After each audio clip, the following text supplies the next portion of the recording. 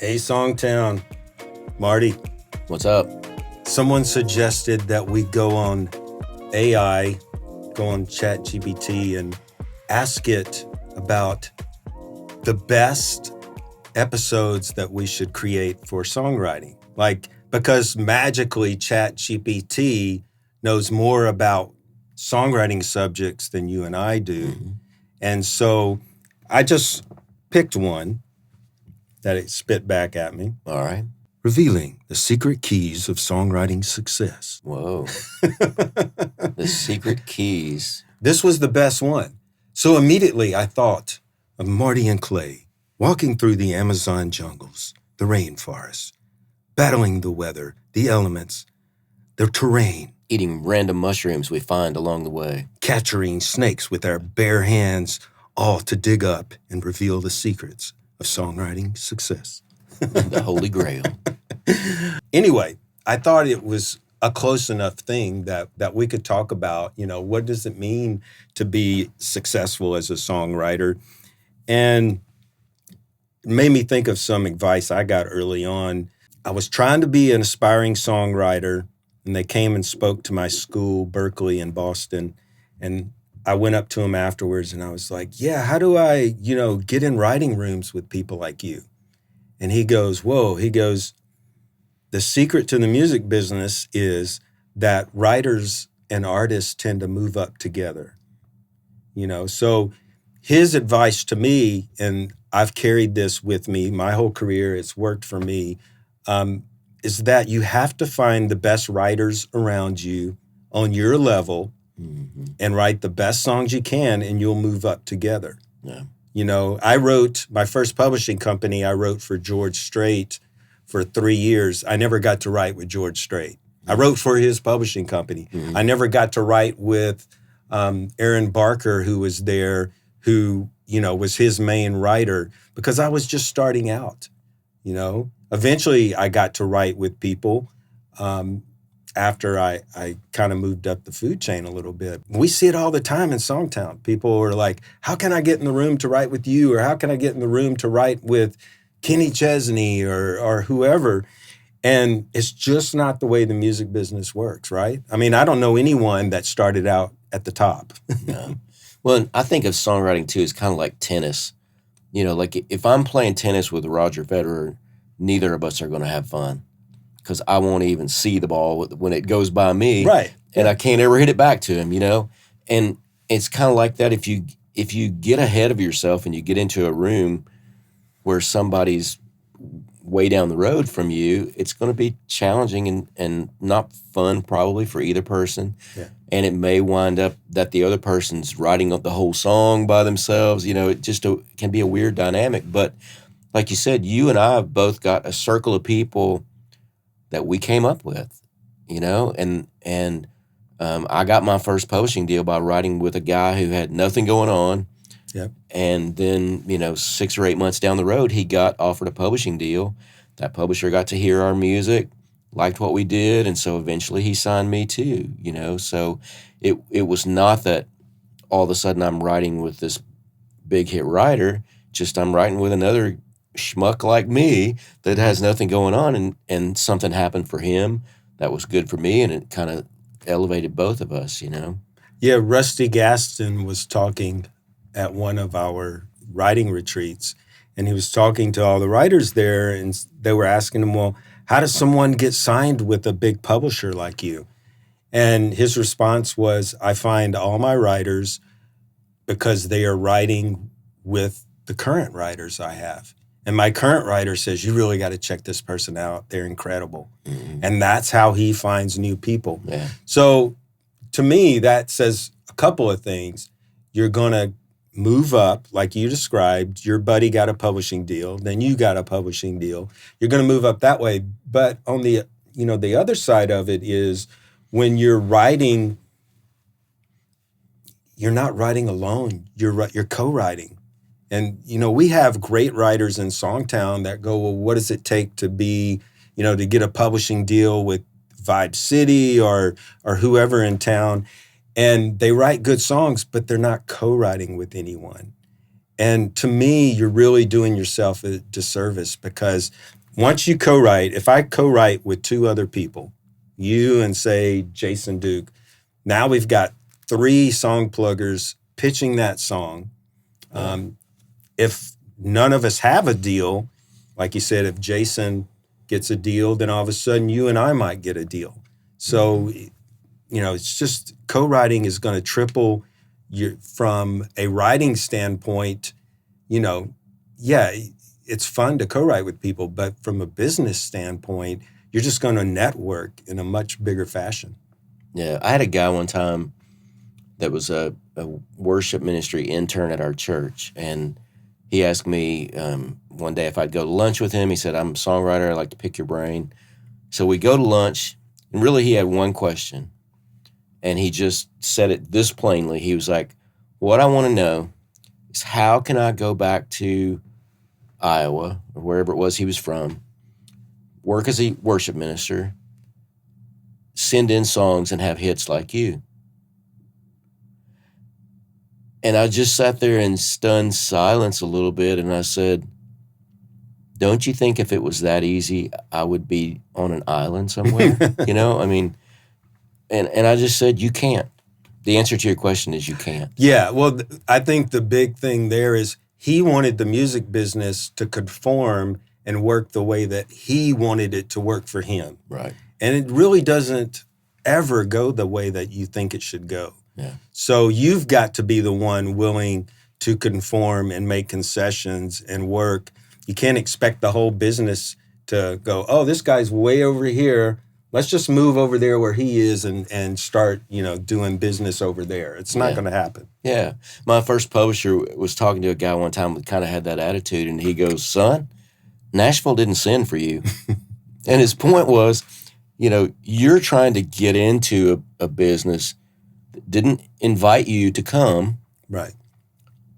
Therefore, you've got to figure out how they work, not say, well, here's how I want it to work for me, like to your point, And I think, to me, one of the secrets of songwriting success is that there's no back door. There's no secret thing. If you know it, you can get in without the hard work. Yeah. It took us both 7 years or so before we got our first hit songs. Yeah.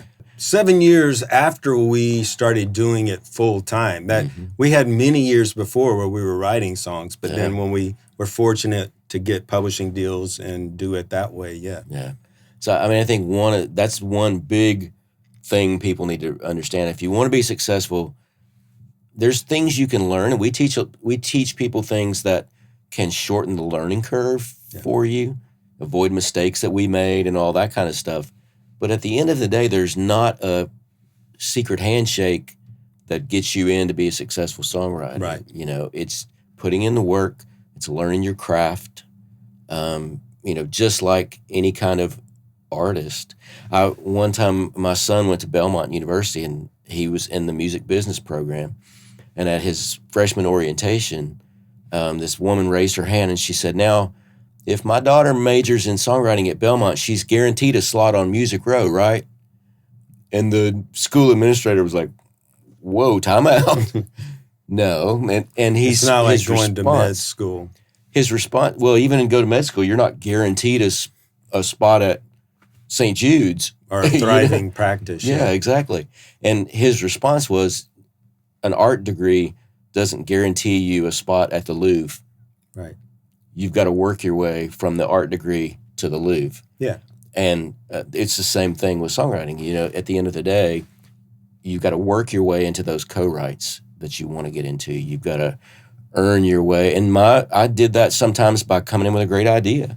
So I didn't just go up to Tom Shapiro, who had 50 top 10 hits, and say, would you write with me, sir? I said, hey, I've got this idea I think you'd really love.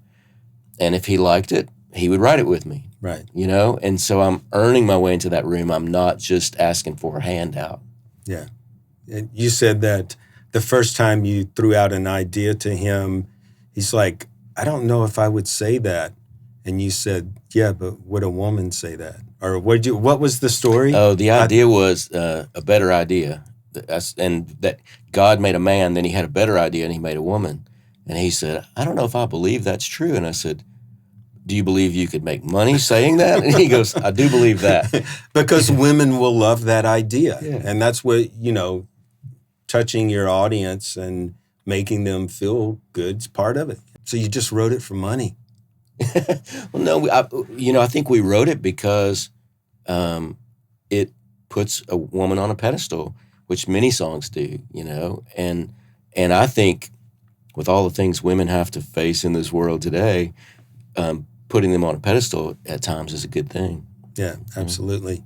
Any other secrets that we want to reveal? Secrets. I mean, we've talked in another episode and a little bit here about the hard work it takes. I mean, I think it just takes a lot of hard work. I'm tired of working, man. Let's just have some fun. Tell me about the fun stuff. Go to an island. We've been talking about all this work. I mean, it's like I feel like practice. We talking about practice? Yeah. Put me in the game. Yep. We talking about practice? We talking about work? Yep. Sorry. Allen Iverson. You remember that? Uh-huh. It was hysterical. Yep. I do have one point I think we could finish up on is we were talking about co-writing and how important it was. And we do get a lot of SongTown members that go, I really want to create sync music, but the demos are just too expensive for me.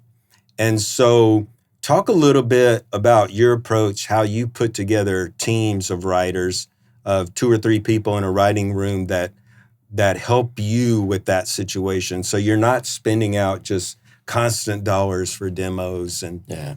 Well, I go to people that want to be doing the same thing. So we're kind of aligned on our goals.